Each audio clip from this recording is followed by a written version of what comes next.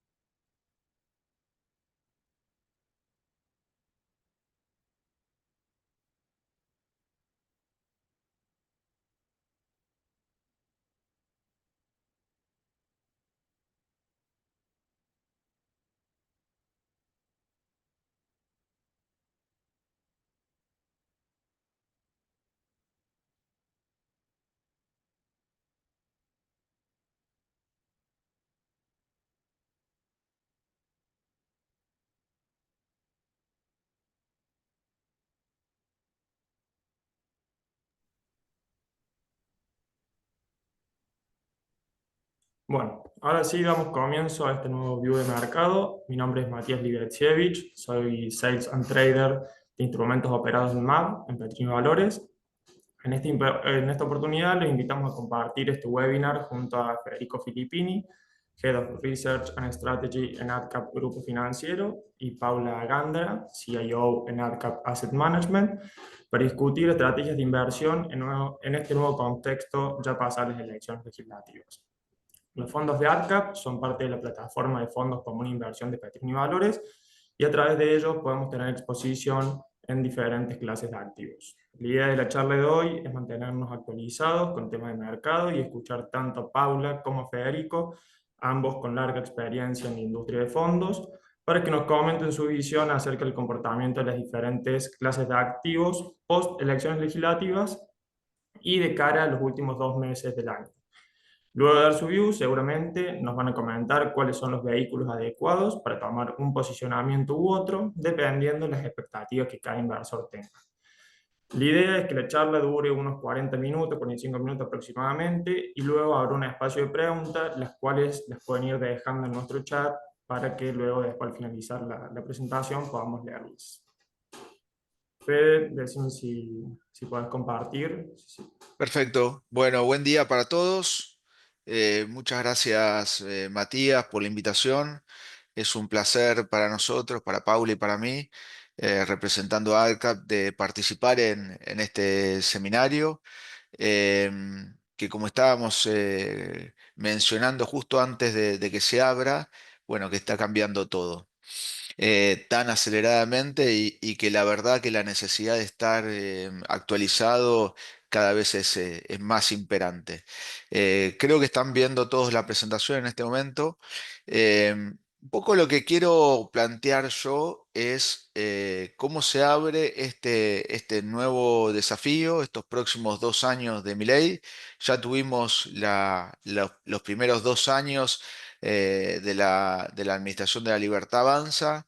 Los votos del 26 de octubre dieron un espaldarazo muy fuerte al gobierno, y ahora tenemos que pensar qué es lo que sigue, ¿no? Cómo el gobierno puede recalibrar el programa económico de acá hacia adelante. Y tenemos que pensar de que seguramente hubo cierto aprendizaje en estos primeros 2 años, tanto en lo político como en lo económico, pero la pregunta sigue siendo hacia adelante es cuál es la ambición, la ansiedad, la necesidad que va a presentar el gobierno a la hora de recalibrar sus objetivos. ¿Y por qué digo esto? La manera que típicamente nosotros describimos el desafío a nivel económico, macro, de Argentina es la siguiente. Argentina, cualquier hacedor de política económica de Argentina enfrenta el siguiente trilema, ¿sí? Hay un trilema, hay un triángulo donde en uno de los vértices está el mandato de bajar la inflación, en el otro de los vértices el mandato de crecer, hace décadas que no crecemos de manera sostenida, y en el tercer vértice está el mandato de resolver los desajustes externos, la falta de dólares y demás. Le podemos poner distintos etiquetas, pero todos entendemos un poco a qué nos referimos. ¿Por qué es un trilema? Porque típicamente cuando nos concentramos en una de las esquinas, las otras dos tienden a sufrir. ¿Qué me refiero con sufrir? Bueno, si por ejemplo nosotros quisiéramos concentrarnos en crecer, típicamente crecer va a demandar más dólares, genera más desfasaje en el sector externo. Crecer también implica nuevas presiones inflacionarias y se me van erosionando los otros dos objetivos. Hay algo que es claro que en los primeros 2 años de Milei se concentró en ese objetivo desinflacionario muy fuertemente, y vimos cómo las otras dos esquinas del trilema se erosionaron, ¿no? La economía dejó de crecer allá por el segundo trimestre y el frente externo también se debilitó, vimos presiones del tipo de cambio y demás muy fuertes. Un poco lo que cambió o lo que le dio aire a ese trilema fue la ayuda de los Estados Unidos, ¿no? Una ayuda inédita, extraordinaria, en términos de los montos, de la rapidez, de la contundencia, y eso le dio un nuevo aire al programa económico. Sin eso, obviamente, estaríamos planteando otras preguntas, pero me parece que vale la pena comenzar por ahí. Fíjense cuál fue la magnitud del impacto de la ayuda de los Estados Unidos. Lo que están viendo acá es el riesgo país. Y la línea azul de arriba es el riesgo país, y estamos marcando distintas fechas que nos parecen clave.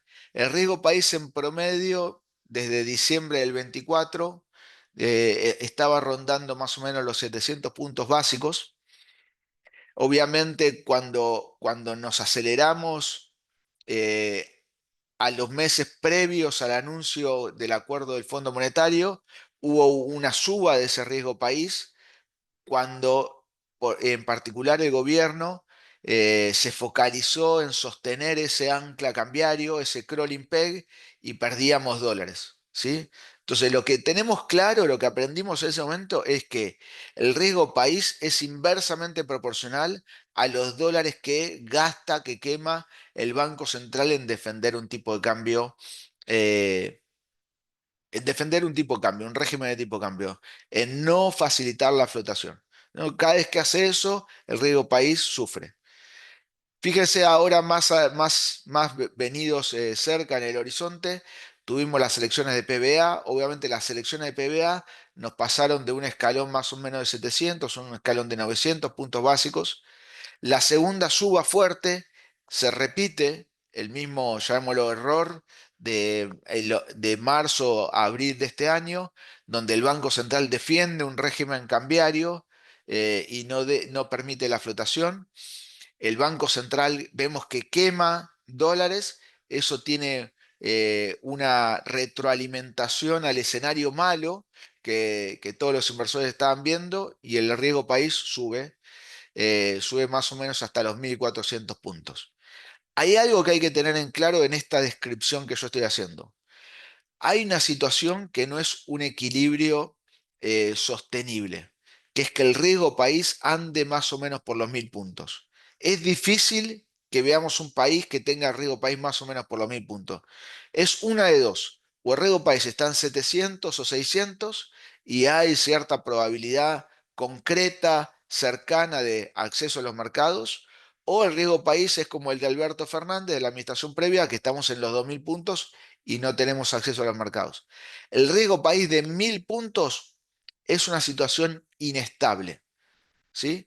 Bueno, cuando vimos que el Banco Central está defendiendo, estaba empeñado en defender ese régimen cambiario, un poco nos movimos a ese escenario en el cual la probabilidad de acceso a los mercados era decreciente, en particular porque además estábamos percibiendo que la política, el apoyo al gobierno ya se había acabado, y ahí llega la ayuda de los Estados Unidos. Fíjense, el US Treasury, el Tesoro de los Estados Unidos, viene al apoyo y ahí el riesgo país pasa de 1.400 más o menos a 900 puntos básicos. Esa es la contundencia del apoyo, ¿sí? El apoyo vino por tres vías. Hoy le podemos decir que vino por tres vías. Una, que todos me parece que más o menos la hemos escuchado porque estuvo circulando en los medios, es el swap. El swap que nos viene a ofrecer por 20.000 millones de dólares. Segunda vía, un programa de 20.000 millones adicionales gestionado con los bancos privados que permitiría hacer una recompra de deuda futura. ¿Sí? Ese es el segundo vehículo. Y el tercer vehículo, de esos dos vehículos todavía no hay certeza, no lo hemos visto ni en los datos de reserva, ni en los datos de los bonos, no lo hemos visto, todavía no se han concretado. Pero el primero, el del swap, en principio se firmó, y el segundo vehículo para la recompra de deuda, ese está un poco más en el tintero todavía. Después podemos conversar por qué. Y el tercer vehículo, que fue el que sí vimos concretamente, es Besant comprando directamente pesos, haciendo lo que nosotros llamaríamos el carry trade, ¿no? Comprando pesos, esos pesos, eh, disculpen, esos pesos, Besant los puso en algún título del Banco Central, quedaron depositados en el Banco Central en un título rindiendo una tasa en pesos. ¿Cuánto fue la magnitud de esas compras? Más o menos 2.000 millones de dólares. ¿Cuánto es, pongámoslo en términos relativos, esos 2.000 millones de dólares? Bueno, fíjense de que la baja transitoria, ¿sí? La baja transitoria de las retenciones, que fue el primer anuncio después de esa semana caótica post las elecciones de septiembre, fueron más o menos 7.000 millones de dólares. ¿Sí? Esto fue 2.000 millones de dólares, y que se suman obviamente a la expectativa de los otros anuncios. ¿Sí? O sea, fue en términos de magnitud menor, pero apalancado por una decisión muy, muy férrea de Besen de apoyar el programa económico. ¿Sí? Lo que podemos decir ahora, a los datos que se publicaron hasta ayer, es que parecería ser que esos títulos que estaban en el Tesoro, perdón, en el Banco Central por parte del Tesoro de los Estados Unidos, se desarmaron. Entonces, parte de la presión que estuvimos viendo del dólar en los últimos días puede ser varias cosas, ¿no? El Tesoro de los Estados Unidos desarmando su posición de carry. Obviamente hay especulaciones de que el Tesoro argentino también estuvo comprando porque había vencimientos concretos en estos últimos días, en particular el 31 de octubre. Hay toda una especulación de por qué ese cambio en las expectativas de ese resultado generó un apalancamiento muy fuerte, muy contundente sobre gran parte de los activos argentinos, pero no sobre el tipo de cambio. Fede, Sí, por un lado, te interrumpo 2 segundos por favor. respecto a la nota que mencionás que compró el Tesoro de Estados Unidos. ¿Hay información sobre si esa nota es un instrumento en pesos o es un instrumento, por ejemplo, de cobertura dólar link o alguno distinto? Mira, El hecho de que el tipo de cambio se haya apreciado justo después de las elecciones, ¿no? En los datos, en el balance del Banco Central, eso debería haberse reflejado como una pérdida si vos hubieras tenido un instrumento dólar link. ¿Sí? Esa es la razón por la cual podemos decir, mirá, si había una protección cambiaria, no era eso lo único y podemos pensar tal vez en un título dual, Ok. pero seguro no había solo un dólar link.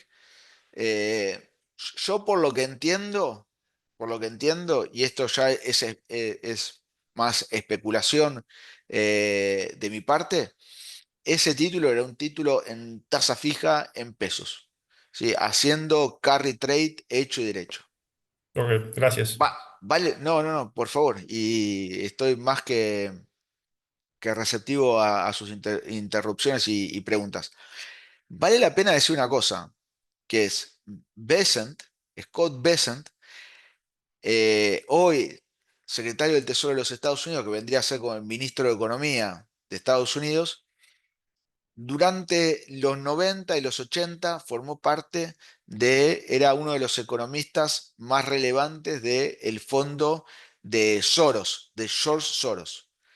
Y fue uno de los que cranearon la corrida contra la libra esterlina, el régimen de bandas que se había impuesto a principios de los 90 por Margaret Thatcher, donde la libra esterlina quedaba como en bandas contra lo que era en aquel momento eh, la moneda de referencia de Europa, que era el marco alemán, si mal no recuerdo. Eh, en aquel momento había una disputa entre el Banco Central de Alemania y el Banco Central de Inglaterra porque las economías venían a destiempo. La economía inglesa se estaba desacelerando y la economía alemana se estaba acelerando. Entonces el Banco Central de Alemania subía las tasas de interés, ¿sí? Y hacía que el tipo de cambio de Alemania, perdón, de Inglaterra quedara cada vez más apreciado.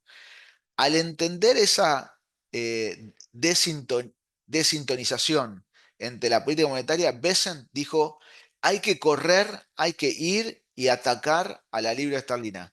Y lo que terminaron haciendo fue que terminaron obligando al Banco Central de Inglaterra a que libere las bandas cambiarias.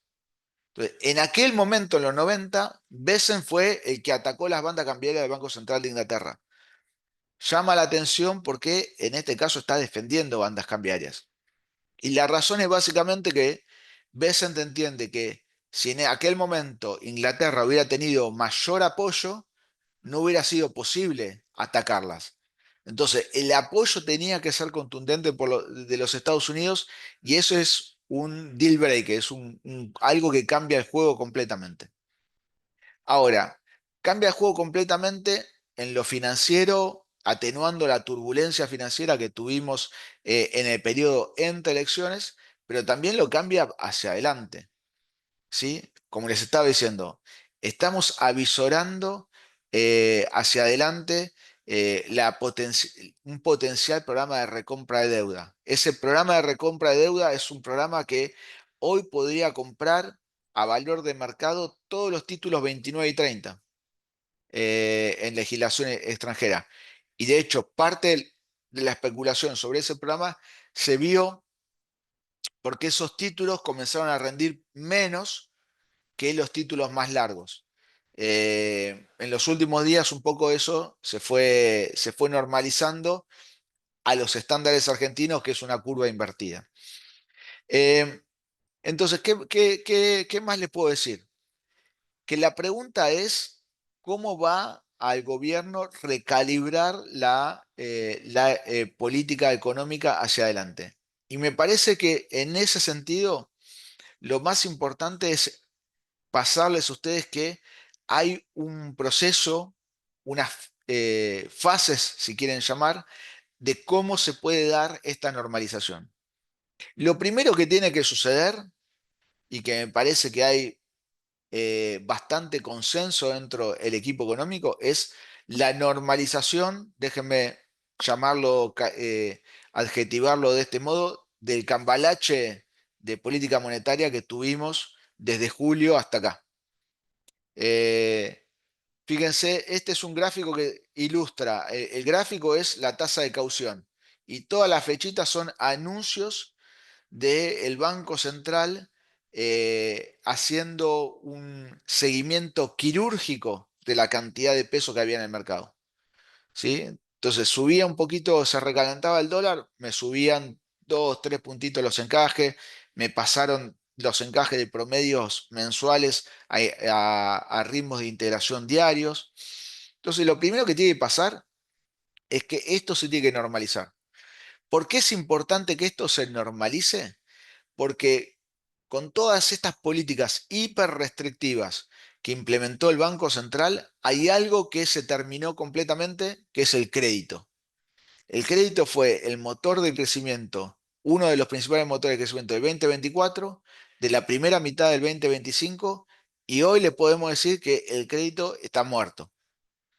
Que a las tasas que estamos teniendo, las únicas personas o agentes que van a pedir crédito son gente que lo necesita, que está desesperada y que típicamente son prestatarios de peor calidad. Y eso lo estamos viendo con una alza significativa de las tasas de morosidad. Pero ¿cuál es el punto?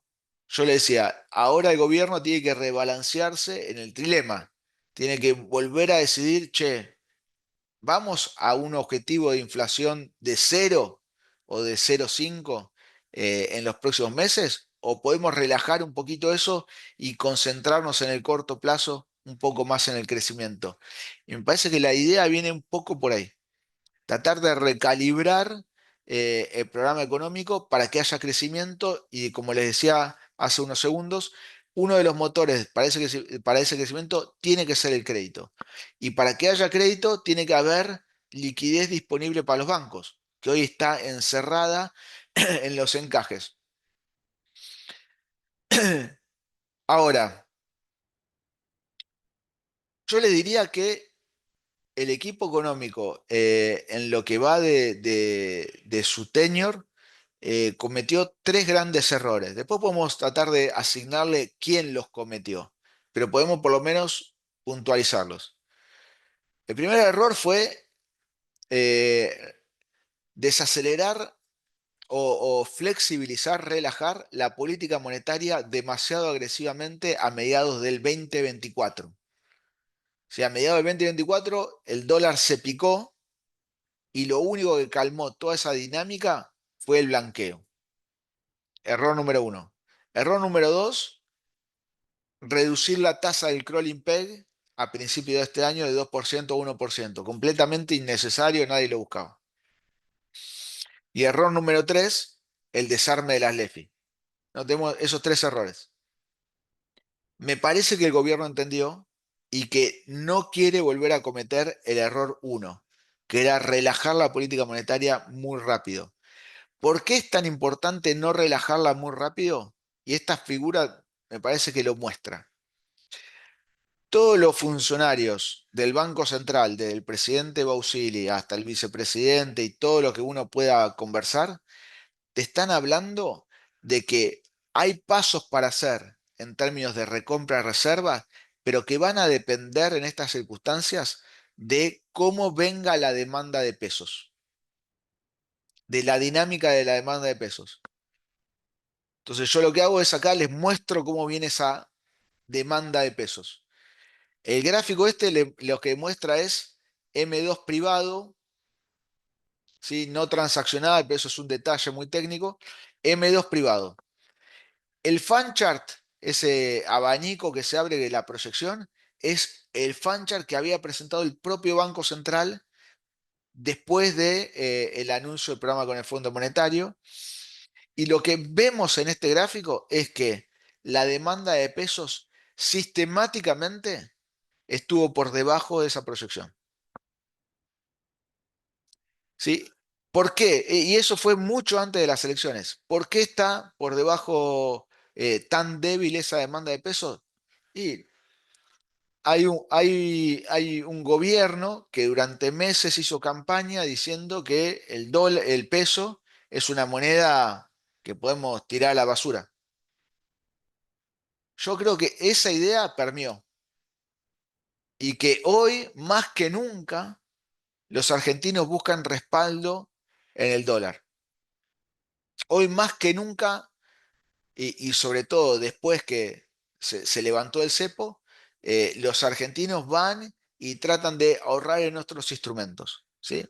Entonces la demanda de peso queda estructuralmente débil, lo cual implica que esta normalización tiene que ser lenta. La normalización de la política monetaria va a ser lenta y eso obviamente tiene implicancias sobre las recomendaciones que podemos hacer sobre los instrumentos en pesos, ¿sí? Después de esta normalización, en mi opinión, viene el segundo paso, que es vamos a anunciar que no hay más bandas y posiblemente que no hay más cepo. ¿Por qué es importante anunciar que no hay más bandas? Porque necesita el gobierno converger a un régimen cambiario que sea consistente con que el Banco Central compre reservas. La compra, hay un consenso del 99,9% de los inversores locales, extranjeros, de que el Banco Central tiene que comprar reservas. Dentro, vuelvo a esta slide. Acá lo que les estoy mostrando es el riesgo país de Argentina, la línea de arriba, y no les describí la línea de abajo. La línea de abajo, el celeste, es lo que sería el riesgo país de un país como el nuestro, ¿sí? Si no nos llamáramos Argentina y no hubiéramos defaulteado 9 veces. ¿Sí? Si fuéramos un Uruguay, país como Uruguay que tiene nuestros fundamentos. Hoy este nivel está más o menos en 500 puntos básicos. ¿Cómo hay que hacer para llegar a ese nivel? Bueno, hay que demostrar, sacarle el riesgo de default de corto plazo a los inversores. Porque hay una cuestión que es, por la característica propia de los bonos que salieron de la reestructuración, que terminan pagando mucho capital, hay un riesgo inminente sobre los pagos de corto plazo que le impacta muy fuertemente a los inversores. Entonces, hay que comprar reservas. Eso es un consenso generalizado.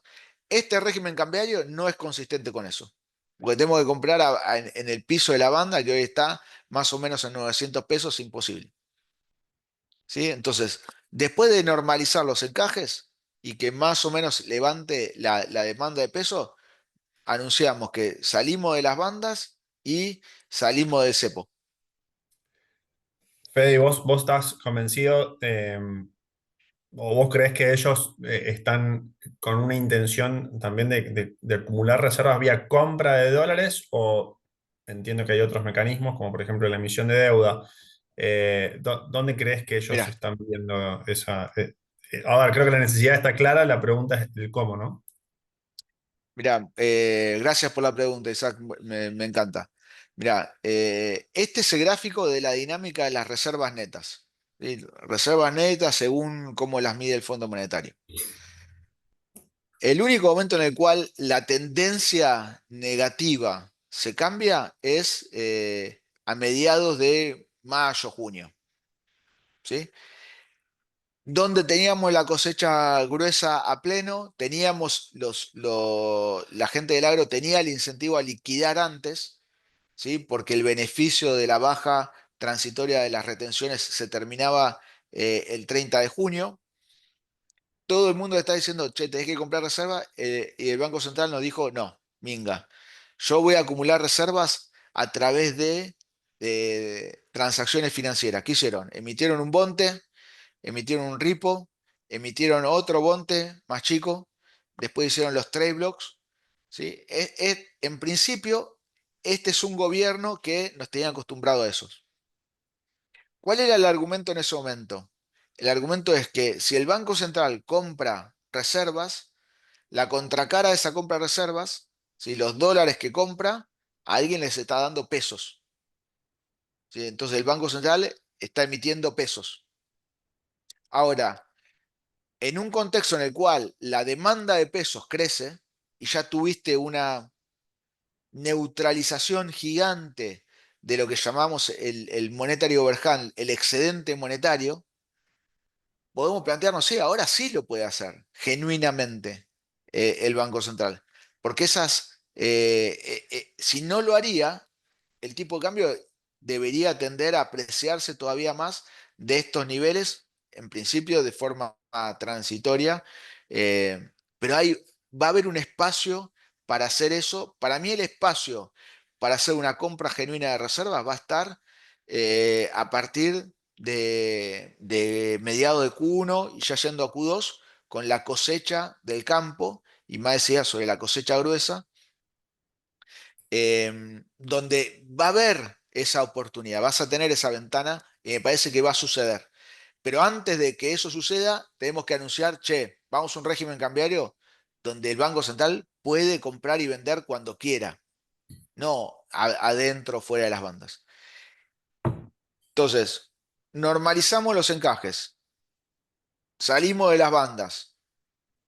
Idealmente ahí llega el programa de recompra de bonos, ¿sí? Le diría que eso podría llegar a principio de Q1. Llega el programa de recompra de bonos, idealmente nos tira el riesgo país cerca de 450, 500 puntos. Hay una oportunidad para salir al mercado o hacer un liability management, ¿sí? Y Q2 compramos reservas y esto camina, ¿sí? Y ahí yo creo que ya la economía pega la vuelta y podemos volver a crecer. Con el crédito y con un riesgo país más bajo, algo de inversión. ¿Dónde veo la inversión que puede ser más importante para el crecimiento, no de las regiones, sino el crecimiento metropolitano?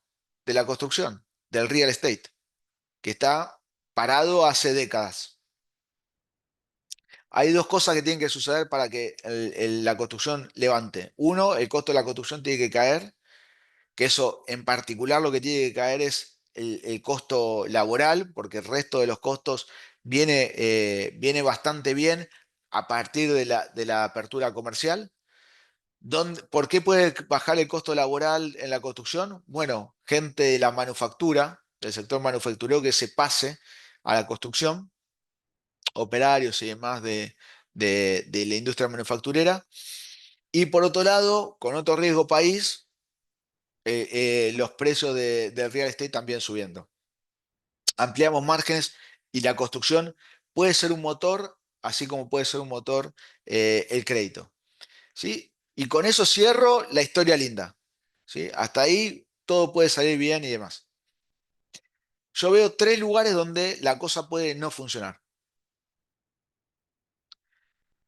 El primer riesgo de que vuelvan a cometer el error de mediados del 24, relajen política monetaria y demás muy rápidamente, que el nuevo ministro del Interior termine cediendo demasiado en términos de costo fiscal con la negociación de los gobernadores y demás. Entonces, el programa económico un poco trata de ser muy ambicioso en el corto plazo con el crecimiento y eso tiene una vuelta de rosca negativa.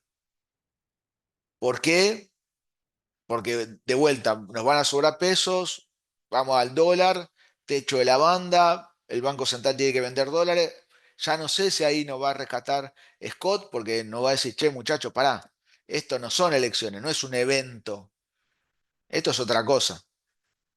Segundo riesgo, riesgo político. Hoy la oposición está completamente fragmentada, pero es inevitable hacer la comparación con 2017. ¿Sí? Después que ganó Esteban Bullrich y Gladys González a Cristina Fernández de Kirchner en el 2017, vinieron las 14 toneladas de piedras. Entonces, ¿se puede alinear la oposición para contrapesar la agenda de reformas? ¿Puede la agenda de reformas decir, che, mirá, estos son cambios tan radicales que vamos a darle con un caño? Y podría pasar. Yo creo que es un evento de baja probabilidad, pero podría pasar. Bien. Entonces, el primer error es que la recalibración sea demasiado, relajando demasiado pronto y que eso tenga una repercusión negativa. El segundo es el riesgo político. Y el tercero, que me parece que a mí es el más probable y es el que más le tengo miedo, que es que la economía no levante.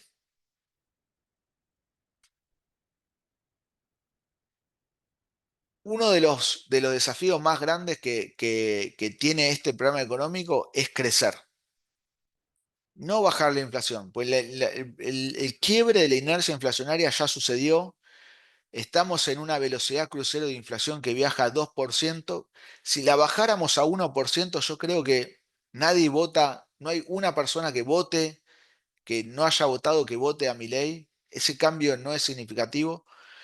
Eh, y me parece que el proceso desinflacionario está sucediendo. ¿Dónde lo vemos? Fíjense este gráfico. Este gráfico es un cachito complicado, así que voy a invertir unos segundos en explicarlo. Este gráfico lo que mide es el bendito pass-through, ¿sí? El traslado de tipo de cambio a precios. Entonces lo que vamos a poner es un ratio, en el numerador ponemos el cambio de precios y en el denominador el cambio de tipo de cambio. Si el ratio es 1, quiere decir que todo el traslado, si todo el traslado de tipo de cambio se fue a precios.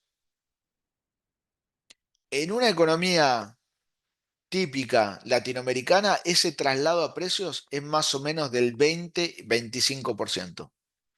En Chile, el traslado a precios a un año es del 18%. ¿Sí? Hoy, en Argentina, estamos hablando de más o menos un 38%. ¿Sí? Entonces generó ya esa desconexión entre tipo de cambio y precios. Parte de esa desconexión la explica la recesión económica. ¿Sí? La manufactura teniendo meses, vamos a ponerlo de este modo, niveles de inventario, stocks históricamente altos. Porque la manufactura hoy se enfrenta con la recesión económica y con la apertura comercial. Y a mí lo que me termina generando dudas es cómo se retransforma todo ese sector económico, no a la luz de que gran parte de las inversiones y el foco sigue estando en la minería, que es algo regional, muy segmentado, que tiene poco derrame al resto de la economía, la energía, vaca muerta, ¿sí? Y la energía nuclear, barra data centers, barra inteligencia artificial. Son todas cosas muy específicas, muy de nicho, que no tienen un derrame a toda la economía, y para mí ese es el tercer desafío. Un poco para cerrar y no robar y dejarle un poco más de tiempo también a Pau, un poco cuáles son nuestras recomendaciones. Vayamos primero por la curva de dólares. En la curva de dólares ya hubo una compresión. Nuestra impresión es que a esta calibración del programa económico y de la política, estos niveles de curva son niveles de curva apropiados. El próximo rally, ¿qué lo puede triggerear? ¿Qué lo puede gatillar? Dos cosas. El anuncio de la recompra de deuda o el anuncio de compra de reservas por el Banco Central. Esas dos cosas son inminentes, pero todavía no tenemos precisiones. Entonces, hay una ventana, una ganancia posible, pero nos parece que hoy en día tenemos que esperar a tener un poco más de claridad en ese sentido. Ahora, dicho todo eso, en ese escenario positivo que nosotros le damos un 60% de probabilidad, el riesgo país puede converger a más o menos unos 400 puntos básicos, y nuestra preferencia es, a pesar de que pensamos que la recompra de deuda va a estar concentrada en los primeros bonos 29 y 30, nosotros preferiríamos estar en un 35. donde pensamos que la ganancia puede ser más importante. Por otro lado, pensamos de que cuando miramos también provincias, Buenos Aires tuvo una performance muy importante. Hoy nos gustaría volver un poco más a soberanos que del lado de provincias. En términos de la curva de pesos, pensamos de que hay potenciales de ganancias, incluso pensamos de que es probable que la curva de pesos de acá a junio del 26 tenga una performance, un mejor resultado que la curva de dólares. Donde hoy nos gustaría posicionarnos es para aquellas carteras que tienen que estar en pesos, es tal vez en la curva de SER, donde vemos que las proyecciones de corto plazo de inflación, los break-evens, están demasiado optimistas. ¿Sí? Están viendo inflaciones de 2, 1,7 para los próximos meses. Nosotros pensamos que la inflación de muy corto plazo puede ser un poco más alta a la luz de que el gobierno aprovecha a reacomodar precios relativos. Precios regulados, que ya hay un anuncio para que va a impactar en noviembre. También se van a ver algunos aumentos en alimentos que fueron rezagados durante los últimos meses y obviamente algo en salarios. ¿Sí? Y para aquellos que quieran o que estén pensando en ese escenario más bullish, me parece que es una situación en la cual las acciones, los equities, dan muchísimo retorno esperado. Hay obviamente tres sectores donde podemos estar, en utilities, energía o bancos. Lo que yo les venía comentando, la normalización de los encajes va a impactar de lleno en los bancos. ¿Sí? Hay una razón para la cual estar muy bullish en bancos, ¿sí? Porque los bancos tienen que ser ese driver de crecimiento. Ahora, en el medio, ¿sí? Vas a tener los resultados de los balances del tercer trimestre y van a ser terroríficos. ¿Sí? Así que puede que haya una oportunidad de compra, ¿sí? Para aquellos que todavía no entraron a los bancos alrededor de esas fechas de publicación de los balances. En energía seguimos estando muy bullish. Nos gusta, por ejemplo, Vista, YPF, es el sector más resiliente. El viento de frente que tiene energía es el precio del petróleo. Así que las proyecciones están mostrando de que se va a mantener ahí abajo. Y por otro lado, pensamos que en un contexto de crecimiento, utilities tiene el mayor beta, son sectores que se van a ver beneficiados por el crecimiento, pero eso nosotros lo vemos un poco más estirado en el horizonte. Me parece que con este resumen cubrimos la mayoría de los activos financieros y dejo un poco más de espacio también para hablar de eso en el sector de preguntas. Pau, discúlpame, ya te pido disculpas por todo el tiempo que me tomé. No, ¿qué tal? Bueno, buen día, muchas gracias por estar acá. Vamos rápido entonces. Les quiero mostrar un poco la familia. Vamos a ver. ¿Bien la presentación? ¿Sí? ¿Estamos bien? Bien. Bueno, Sí. les cuento un poco. Primero voy a hacer. Pasamos en patrimonio bajo administración. Hoy, miren, estos somos nosotros, somos la tercera gestión independiente. Este es el patrimonio. Esto es un hito para nosotros, los 2 billions. Esto es para nosotros un hito muy grande. Los comparto con ustedes, lo vamos a pasar hoy. O sea, es noticia fresca. Estamos muy contentos, honestamente. Bueno, más allá de esto, vamos a hablar un poco que fue lo que va pasando en línea con lo que venía Federico diciendo. Tuvimos una muy fuerte volatilidad de tasas. ¿Qué pasa con la tasa de caución versus money market? Cuando la tasa de caución sube mucho, es más rentable tener un money market que una tasa de caución y así es como se fueron dando en los últimos tiempos. Por eso vimos que la industria tuvo rescates netos en la semana electoral. Era muy difícil sumar patrimonio en los fondos money market. Aparte, provocaba una situación también de mucha volatilidad de las tasas y la gente ha desarmado posiciones en fondos money market para irse a tasa de caución. Esa es la relación entre lo que hay entre la caución y los money market. Ahora, los fondos money market tienen tasas mucho más estables. Estamos en un proceso bajo de tasas y volvimos a recuperar patrimonio. Hoy por hoy es más rentable tener un fondo money market que una caución. Esto hablamos del corto plazo.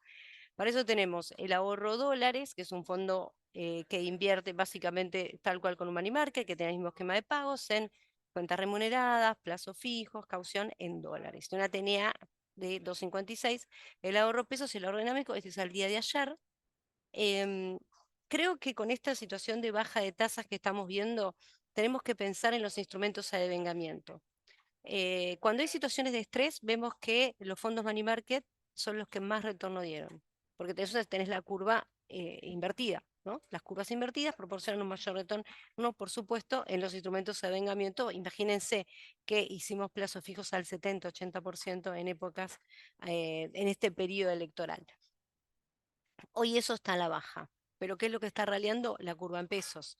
Entonces, ¿qué es la curva en pesos? La curva en bonos. Entonces, el ahorro dinámico tiene hasta el 30% en instrumentos de avengamiento, menores a 365 días. Por eso es la diferencia de spread. Esta diferencia de spread que ven hoy, miren, esto ahora para mí, si bien la baja de tasas va a estar dada, el margen entre el money market dinámico y el clásico va a ser alto, mayor que el margen. Siempre rinde más porque es el objetivo total del money market dinámico.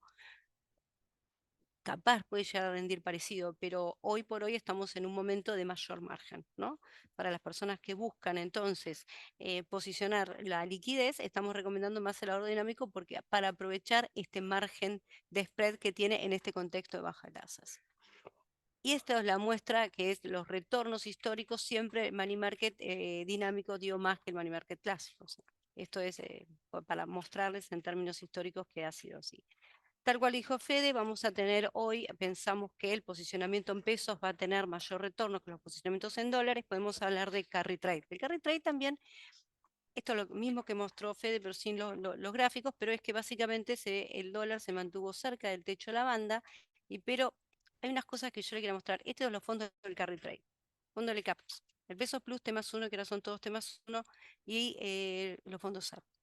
Los fondos SER es lo que replica la recomendación de Fede del, creo que era TZX25, los fondos SER con vencimiento en 2026, ¿no? Bueno, más o menos están dentro de la duración de la CAP cobertura. O sea, esas posiciones que nombró Fede se pueden tomar totalmente mediante fondos. El ADCAP Plus es un fondo que está totalmente diversificado. La mayor parte hoy es en bonos TAMAR, por eso rinden muy bien. En este momento estos son tenidas esperadas, pero el Pesos Plus debería rendir eventualmente más que el de CAPS ante el rally de la tasa larga. ¿Entienden? Esto es una foto, son teneas, los retornos esperados son mucho mayores. Y el balanceo 16, que es el fondo del CAPS, que ya es más conservador. Entonces, para hacer carry trade de una forma más conservadora, tenemos el fondo del CAPS. Pasamos en términos de duración al Pesos Plus y una posición un poquito, para alargar un poquito más de duración, lo podemos hacer con el fondo SER, que es el ADCAP cobertura. Siempre hay una discusión en términos de tasas reales en Latinoamérica, un poco de lo que venimos viendo siempre, ¿no? Pero fíjense, esto era la tasa reales, yo esto lo saqué ayer, ¿no? La tasa real de Argentina 10. Esto antes de irnos a las elecciones, Argentina estaba en 20. O sea, el SER estaba en ser más 20, está en ser más 9. Esto significa que el mercado está haciendo ajustes muy rápido, ¿no? Estaba muy, muy barato, estaba muy, muy caro. O sea, esto para mí es un punto, como lo contamos, que Argentina tiene las tasas reales en el largo plazo. Si pensamos en la normalización de las curvas de rendimiento, podemos pensar que la curva SER va a tener lo que podríamos llamar un bullish flattening, ¿no? En el cual podemos tener también tasas reales más acordes al resto del mundo. Y esto en el retorno de los últimos 30 días, fíjense lo que dije recién, teníamos el SER en ser más 20, en una semana hizo el retorno de 30 días, hizo 17%, superando todo lo conocido.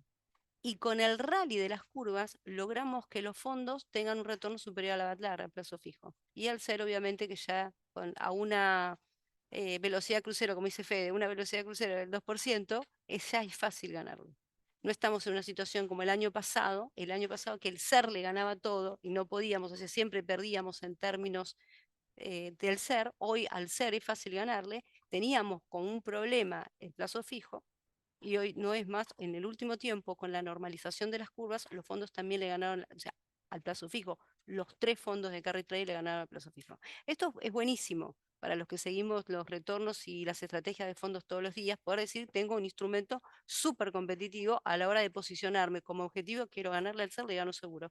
Y era más competitivo era ganarle al plazo fijo. En los últimos tiempos, con el rally, hemos tenido retornos superiores a los de plazo fijo.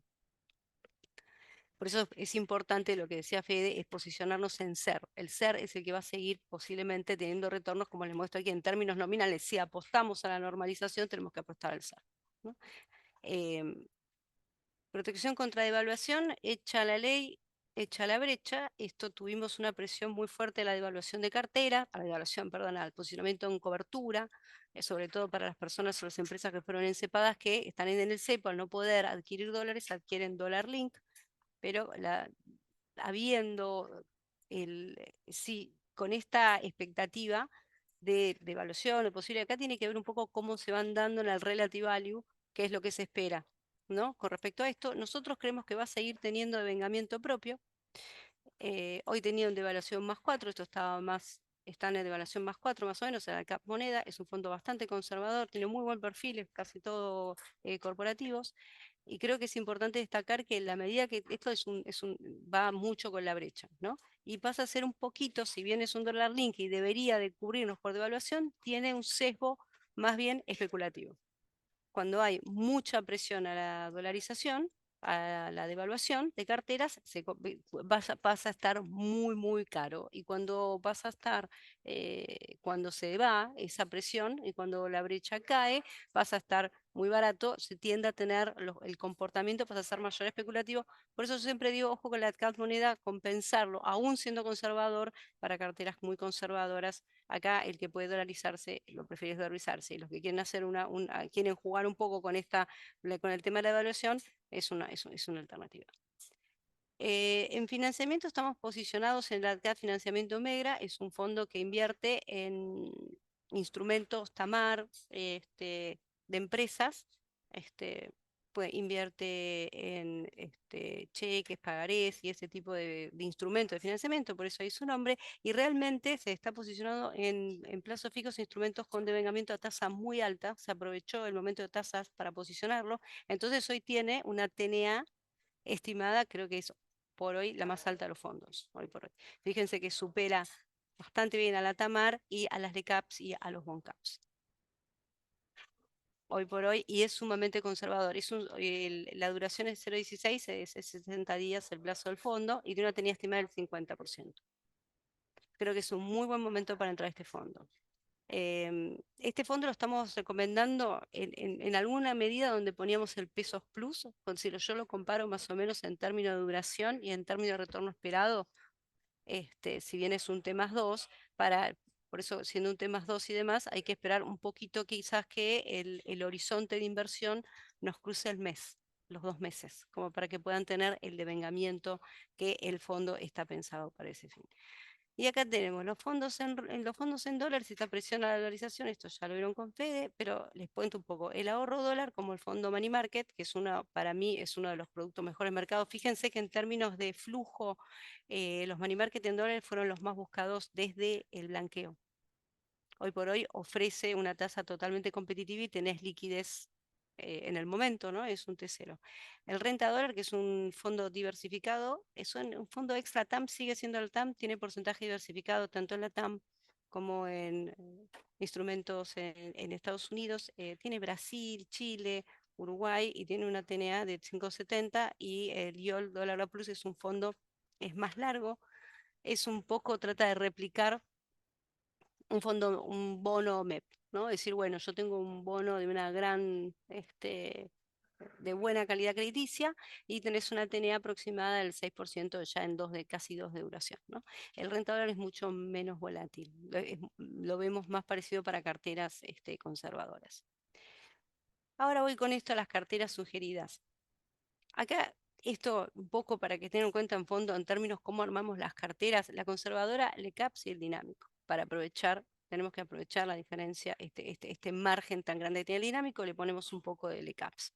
Para una cartera moderada, acá tenemos, sí o sí le tenemos que poner SER, fondo del CAPS, pueden poner más circle caps, acá yo lo puse de esta forma para presentarlos, pero pueden tener una ponderación diferente, y sí o sí el financiamiento MEGRA, porque hoy, para una cartera moderada, si vos tenés arriba de 2, 3 meses de plazo, me parece que es la composición que hay que tener.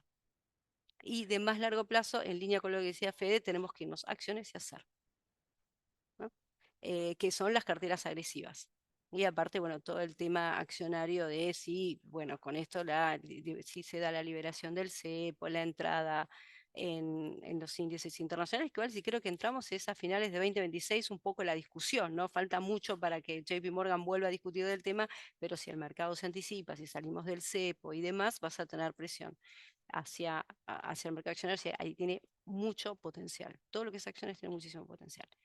Y las carteras sugeridas en dólares, era un poco lo que les estaba mostrando, era cómo componemos una cartera moderada, la conservadora, o sea, el ahorro dólar, y la moderada, ir poniendo, recuerden simplemente que el renta dólar tiene mayor diversificación y es menos volátil, y el yield dólar plus es más volátil.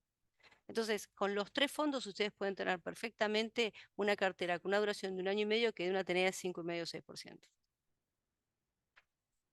Y las carteras agresivas, ahí depende un poco si quieren poner el yield dólar, ahorro plus y renta dólar. Yo le pongo más al yield dólar porque me parece que es más largo y tiende también una volatilidad un poco más alta, pero los retornos ahí, si bien la tenía parece diferente, el retorno potencial es más alto, ¿no? Esto se entiende.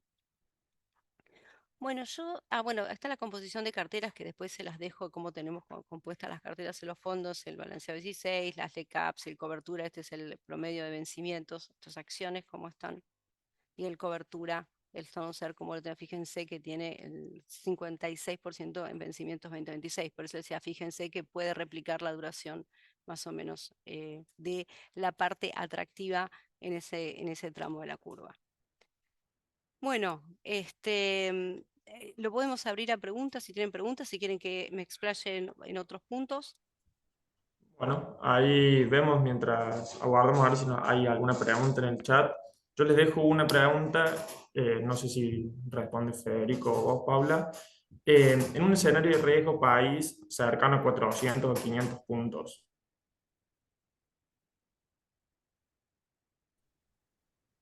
Y quedó ahí, un escenario Sí. Ahí parece que se congeló.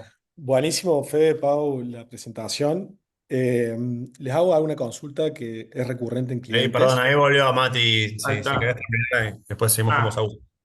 no sé si se Dale. escuchó porque justo Se te congeló justo. No, se cortó. te congeló. Sí. Les repito, en un escenario de riesgo país cercano a 400 o 500 puntos, ¿en qué niveles creen que va a estar la deuda corporativa Ley Nueva York? Bueno, la deuda corporativa siempre fue más resiliente, ¿no? Y eso, de algún modo, lo que termina traduciéndose es que, que tiene un bajo beta, incluso contra riesgo país. Pero sí me parece que va a haber una compresión no tan significativa como la compresión que estamos mencionando que puede ocurrir en el riesgo país. Ahora no tengo en la cabeza comparables para decirte, mirá, energéticas de Latinoamérica, Petrobras, dónde está tradeando, pero me parece que tenemos que ir a esas referencias para ponerle un poco más de números. Pero te diría una compresión, si vos me estás hablando del soberano de 250 puntos, una compresión de unos 100 puntos en la curva corporativa no me parecería nada irrazonable. Agus. Buenísimo. Una consulta recurrente de clientes es Perdón, posicionamiento. discúlpame, Sí, Agus.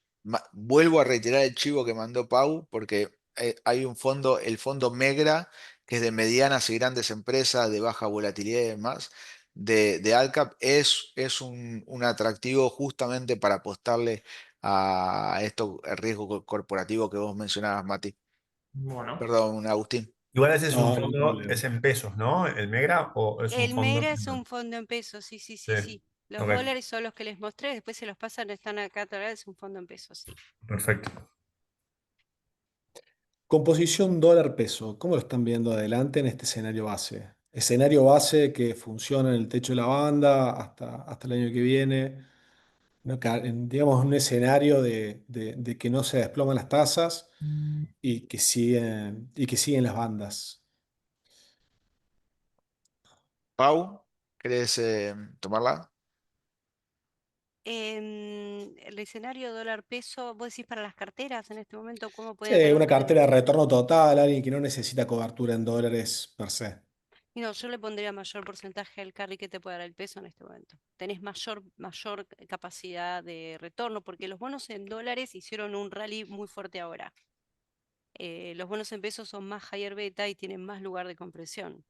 La deuda en pesos puede estar mucho más cara de lo que está, o sea, tiene lugar para seguir comprimiendo.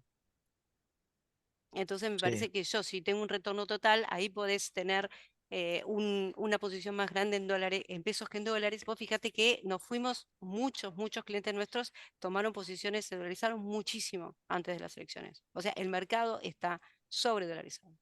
Eso te va a dar que si empiezan a desprenderse de los dólares para ir a los Mm. pesos, te va a dar que las clases de activos van a ralear más. O sea, vas a tener un tema técnico.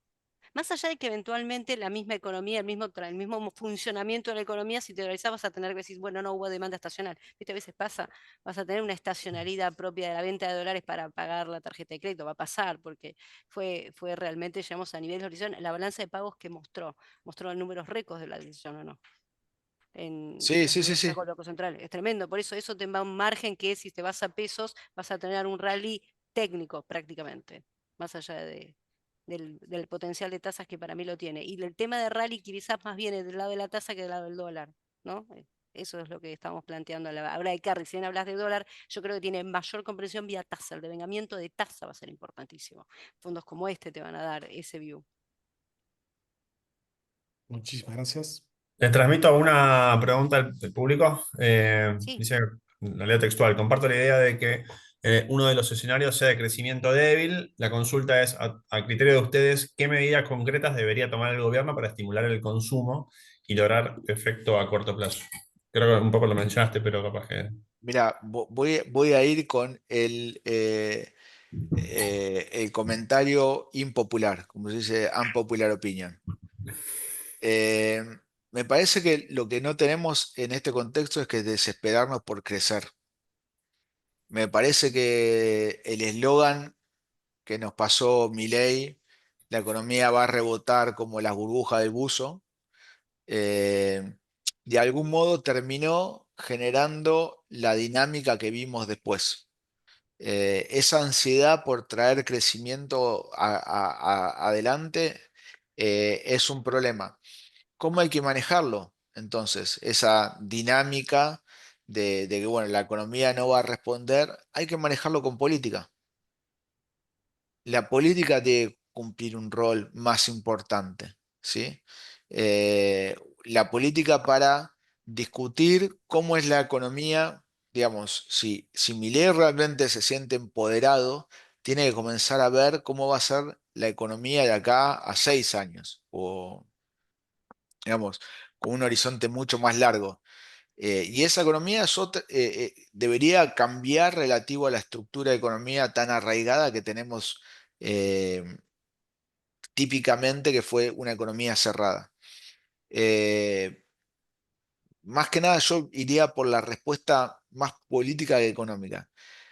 Pero sí, si quisiéramos crecer y bajemos tasa, pisemos los regulados, convalidemos más salario y cerremos la economía. Esa parte ya la sabemos.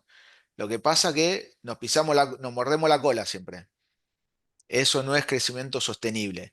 El crecimiento sostenible tiene que venir por una de las variables que no mencionó en esa pregunta, que es la inversión.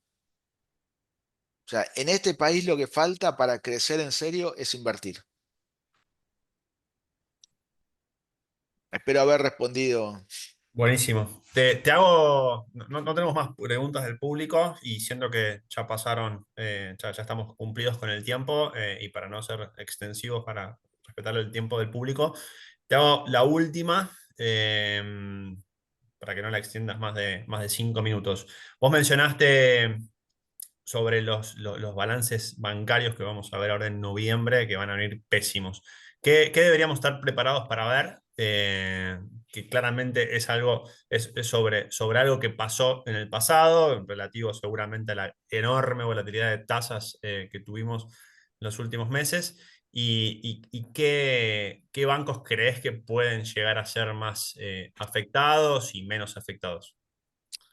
Mirá, entre los bancos que pueden tal vez mostrar relativamente los peores balances está el Galicia, porque tiene una cartera de clientes mucho más amplia, no de nicho, mucho más amplia que otros bancos, y eso lo expone a dinámicas de morosidad que pueden ser más aceleradas. Entonces tenés la morosidad que vamos a tener creciendo y obviamente el crédito contrayéndose. Entonces por ahí me parece que por Galicia puede venir la sorpresa un poco más fea. Eh, en términos de magnitudes, te pido disculpas, pero en este momento no te puedo citar ningún número que se me venga a la cabeza. Pero sí tenemos que ser conscientes de que los números van a ser, como vos lo adjetivaste, bastante feos. No, mucho Eh, voto. sí, dale, es verdad, es verdad. Van a ser bastante feos. Eh, pero hay una cuestión, que es,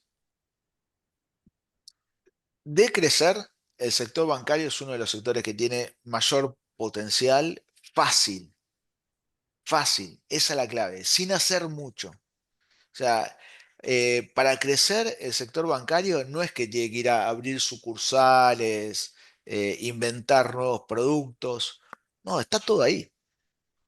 O sea, no es que estamos diciendo, no, hay que ir y hacer una fábrica nueva de hormigón para poder nada, crecer, que el crecimiento de la construcción se potencie. No, está fácil. Lo que necesitamos es horizonte. Eh, y me parece que hay, digamos, así como se generó en cierto momento un consenso muy grande sobre el rol de vaca muerta, que era a través, cruzando todos los espectros políticos, todo, o sea, vos escuchabas del más de izquierda, más de derecha, que decía, no, vaca muerta no va a salvar. Yo creo que se está comenzando a generar un consenso donde se dice, bueno, mira, los créditos hipotecarios tienen que existir. Tienen que existir, tienen que potenciarlos. ¿Qué necesitamos para que eso se potencie? Entonces, cuando tenés esa base de consenso, me parece que es muy difícil que, bueno, que el sector no crezca para hacia adelante. Y podemos comenzar a mirar señales sobre evoluciones que ocurrieron, por ejemplo, cómo se revirtió la ley de alquileres y demás, donde se generan consensos y dicen, che, muchachos, estamos yendo para el lado contrario, vayamos para allá. Y eso hay que, digamos, hay que repetirlo porque son los únicos puntos donde vemos que hay una superposición casi de 100% de todos los políticos. Que dicen, che, mira, es para allá. Eh, pero la otra cosa que tiene que potenciar al sector bancario es ofrecernos cosas concretas a la luz de menores regulaciones cambiarias y menor cierre financiero de la economía con nuestros dólares. Ahora mismo se está cumpliendo un año de la cera, ¿sí? Tenemos, qué sé yo, 13.000 millones de dólares ahí esperando poder ser sacados. Los bancos nos tienen que ofrecer qué hacemos con eso. Mm. Porque si no, la gente lo va a ir a sacar. Bueno, Isaac, espero haber respondido a tu pregunta en menos de 5 minutos. Sí, sí, sí, espectacular. Che, Bueno, ha sido un placer para nosotros y le queríamos agradecer mucho a la audiencia y a ustedes por la invitación. La verdad que ha sido una conversación muy grata, muy fructífera y nos encantó participar. bueno, nosotros también queremos agradecerte, también muy clara la exposición de ambos, tanto tuya como de Paula, y también agradecerles por el tiempo y bueno, a los clientes, gracias por conectarse y quedamos a disposición para cualquier consulta que haya de mercado y particularmente los fondos de ARC también. Así que muchas gracias a todos. Muchísimas Gracias. gracias. Bueno, Muchísimas gracias. Gracias, Paula. Gracias, Fede. Gracias a ustedes. chau, chau. Saludos.